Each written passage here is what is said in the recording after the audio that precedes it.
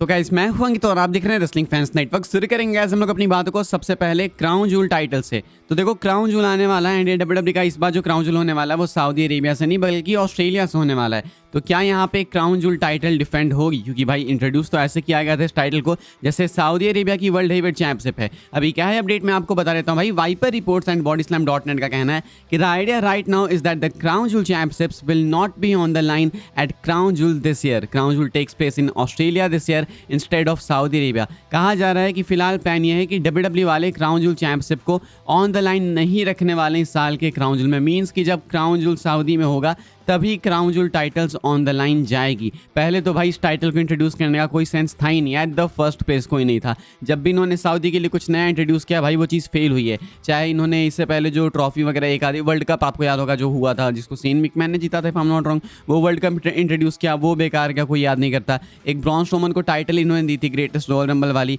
Who cares about that no more, तो वो भी बेकार है भाई। इसके बाद एक कोई ट्रॉफी इन्होंने भी जीती थी अंडरटेकर ने, तुर्की अल सिक करके कुछ था, कुछ तो ऐसा था, एग्जैक्ट नहीं याद। इतने सारा कुछ इन्होंने इंट्रोड्यूस किया कि आपको याद भी नहीं रहेगा एंड सब कुछ अभी वेस्ट में। क्राउन जूल टाइटल्स के साथ भी वही होने वाला है। तो फिलहाल कहने का मतलब है कि क्राउन जूल टाइटल भले क्राउन जूल टाइटल है, क्राउन जूल चैंपियनशिप है, लेकिन अगर क्राउन जूल सऊदी से बाहर होगा तो देन वो टाइटल कहीं भी डिफेंड ही नहीं होगी। वो टाइटल सिर्फ तभी डिफेंड होगी जब वो सऊदी में होगी, यानी कि सऊदी में जब क्राउन जूल होगा तभी वहीं पे वो टाइटल जाके डिफेंड होगी। या तो इसका नाम कुछ और ही रख देते हैं भाई, क्राउन जूल चैंपियनशिप रख के क्राउन जूल कहीं और कराने लगे। तो ये पता नहीं शॉर्ट टर्म थिंकिंग क्यों है। एंड ऐसे भी भाई इस टाइटल की नीड हमें है नहीं। तो मैं ज़्यादा खुश हूँ भाई कि फालतू मैचेस हमें नहीं देखने को मिलेंगे। ऑल्सो इसके चक्कर में बीच में फालतू की स्टोरी जो है भाई अपनी वो हॉल्ट होती है। तो उससे बेटर है कि टाइटल ऑन द लाइन जाए ही ना। एंड क्राउन जूल ऑस्ट्रेलिया की वाइब इस बार काफ़ी अलग होने वाली है, देखते हैं क्या होता है। फिलहाल ये कुछ है भाई क्राउन जूल टाइटल्स को लेकर क्लैरिफिकेशन। आगे बढ़ते हैं हम लोग बात करते हैं अगली स्टोरी के बारे में। एक्चुअली लगता है कि शायद से ओवर द लिमिट वापस आ सकता है। आप देखो ओवर द लिमिट को लेकर कल मैंने अपडेट वगैरह कवर की कि 20 सितंबर के लिए एक इवेंट डब्ल्यूडब्ल्यूई का रूमर है जो कि शायद बैड ब्लड हो सकता है, नहीं तो ओवर द लिमिट। कल फैंस ने ऐसा शेयर किया कि डब्ल्यूडब्ल्यूई वालों ने अपनी वेबसाइट पे ओवर द लिमिट को लिस्ट किया था, फिर बाद में हटा दिया। वो कितना रियल है कितना नहीं अभी तक पता नहीं चला है, लेकिन बूजर ने भी भाई सेम टीज किया है। बूजर ने कल एक जीआईएफ पोस्ट किया एंड यहाँ पे इन्होंने भाई गाड़ी के डैशबोर्ड पे से स्पीडोमीटर दिखाया है, जहाँ पे जो मीटर है भाई वो लिमिट क्रॉस कर रहा है। तो यहाँ पे ओवर द लिमिट का टीज है ये बूजर की तरफ से भी। एंड वी ऑल नो कि बूजर कितना एक्यूरेट है, लेकिन पता नहीं मुझे इस वाले बूजर पे डाउट क्यों रहा है। मतलब बूजर, अब मैं तो सिंपल बता रहा हूँ, बूजर पे मुझे डाउट नहीं है। मुझे डाउट है कि कहीं ये बूजर का नाम लेके कोई और तो न्यूज़ वगैरह नहीं शेयर कर रहा है, क्योंकि अभी तक एक भी ऐसी वाली कोई न्यूज़ नहीं है बूजर की जिसको मैं देख के कह सकूँ कि हाँ इसने एग्जैक्ट यही बोला था एंड यही हुआ। अभी तक जितनी भी न्यूज़ शेयर की गई है वो उस तरीके की है कि ट्रिपल एच ने कुछ मैसिव प्लान किया। मैसिव तो कुछ भी हो सकता ना, तो कुछ भी मैसिव होगा तो आप बोल दोगे कि हाँ मैंने ये बोला था।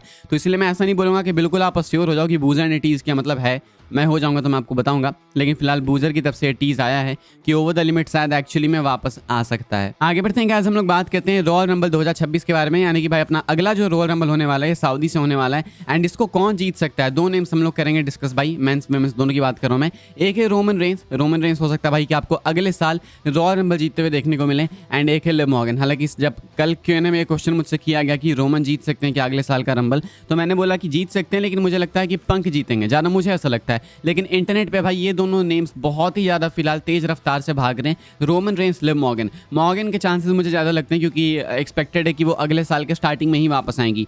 तो लिव मॉर्गन भाई सही कर रही थी डब्ल्यूडब्ल्यूई के अंदर, सही पुश भी मिल रहा था एंड बैक स्टेज उनके लिए जो रिएक्शन था वो भी सही था, क्राउड भी उनको पसंद करती है। तो अगले साल वो सीधा वापस आए एंड अगर रंबल के टाइम पे वापस आए तो क्यों ना उनको सीधा रंबल मैच ही जिता दिया जाए एंड उसके बाद उनको रेसलमेनिया में वर्ल्ड टाइटल मैच भी दिया जाए। तो एक तो लिव मॉर्गन का मुझे ठीक ठाक दिखता है, रोमन का मुझे सिर्फ इसलिए थोड़ा कम लगता है ना क्योंकि सीएम पंक के चांसेस मुझे ज़्यादा लगते हैं। अगर सीएम पंक की इक्वेशन से साइड हट जाएं तो देन डेफिनेटली मुझे लगता है कि रोमन के ऑड्स 80-90% हो जाएंगे जीतने के। फिलहाल ये जो दो नेम्स हैं भाई वो रूमर्ड हैं अगले साल के रॉयल रंबल जीतने के लिए। एक है tribal chief OTC 1 Roman Reigns and एक है लिव मॉर्गन। क्या आप इन दोनों को देखना चाहोगे भाई जीतते हुए? रोमन रेंस या फिर सीएम पंक लिख के बताना। ये कुछ है एक्सपेक्टेड रॉयल रंबल के विनर्स अगले साल के। आगे बढ़ते हैं हम लोग बात करते हैं कैरन क्रॉस के बारे में। भाई कैरन क्रॉस वाली सिचुएशन सैड भी है एंड खुद में फनी भी है। इनको डब्ल्यूडब्ल्यूई ने कॉन्ट्रैक्ट में वापस साइन नहीं किया, वो सैड है, डेफिनेटली सैड है, लेकिन फनी इसलिए क्योंकि किसी को पता ही नहीं चल रहा है कि एक्चुअली में फायर हुए भी हैं या फिर नहीं है। मैं इसके बारे में बात नहीं कर पाया, लेकिन अभी इसकी बात करते हैं। कल हमने सुना कि कैरन क्रॉस की जो मर्चेंडाइज है वो डब्ल्यूडब्ल्यूई शॉप पे नंबर 1 है, खूब बिक रही है, ये वो पता नहीं क्या क्या।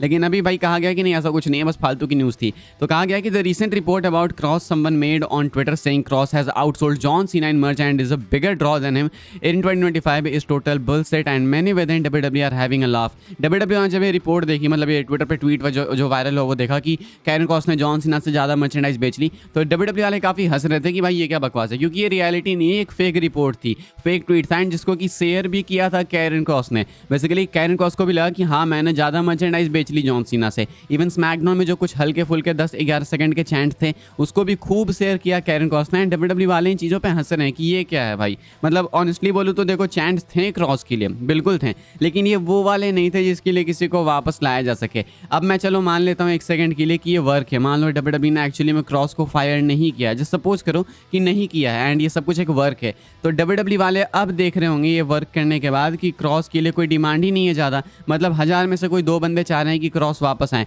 तो डब्ल्यूडब्ल्यू अगर ये वर्क कर भी रही होगी तो ये वर्क फेल नहीं हो गया, बिकॉज फैंस खुद भी ऐसा नहीं लग रहा कि बहुत ज़्यादा इंटरेस्टेड हैं। वो कुछ एक आधे हैं जो एक्चुअल में कट्टर वाले सपोर्टर हैं क्रॉस के, वो इंटरनेट पे काफ़ी पागल हो रहे हैं इस चीज़ के पीछे, लेकिन जितना मुझे भी लगा था कि क्रॉस के जाने के बाद फैंस वो हाईजैक कर लेंगे, टेक ओवर कर लेंगे सोच, वो सब हुआ नहीं है कुछ। तो अगर डब्ल्यूडब्ल्यू भी ये सोच के वर्क कर रही थी कि इंटरनेट पे हंगामा होगा ये तो वो भी नहीं हुआ, तो कहीं ऐसा तो नहीं है कि डब्ल्यूडब्ल्यू वाले खुद के जाल में फंस गए। लेकिन मुझे लगता है कि डब्ल्यूडब्ल्यू ने इनको रियल में ही फायर किया है। देखते हैं क्या होता है। फिलहाल ये कुछ है क्रॉस को लेके अपडेट। आगे बढ़ते हैं, कैसे हम लोग बात कर लेते हैं अपनी आखिरी स्टोरी के बारे में, जो कि हल्क हॉगन के ट्रिब्यूट को लेके। हमने देखा कि मंडे नाइट रॉ, स्मैकडाउन वगैरह में डब्ल्यूडब्ल्यू ने हल्क हॉगन की डेथ के बाद उनको ट्रिब्यूट दिया। कुछ सुपरस्टार्स वहाँ पे प्रेजेंट नहीं थे, रोमन रेंस, रिया रिप्ली, ये वो, तो कहा गया भाई भी रिपोर्ट कभी कल या परसों में वायरल हुई थी कि इन लोगों ने जो है मना कर दिया आने से, क्योंकि ये अपने आप को नहीं अलाइन करना चाहते थे हल्क हॉगन के साथ, ये वो। तो अब ऐसे में भाई मैं आपको बता दूं कि ये भी एक बकवासी रिपोर्ट थी, ये भी एक फेक रिपोर्ट थी, एंड डब्ल्यूडब्ल्यू वाले इस पर भी काफ़ी हंसे हैं। कहा गया कि the recent report about certain talent not paying tribute to Hulk Hogan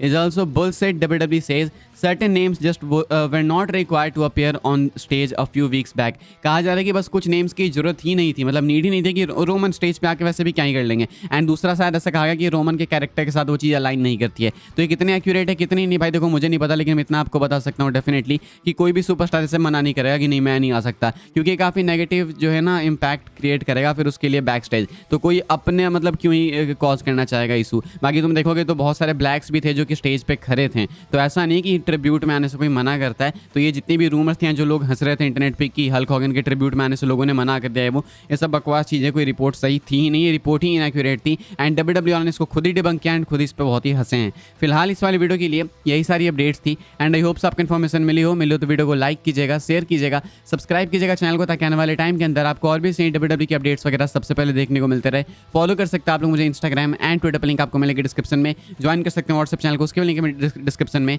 मिलूंगा मैं आपसे अगले वीडियो में जल्दी ही, तब तक के लिए goodbye, thanks for watching.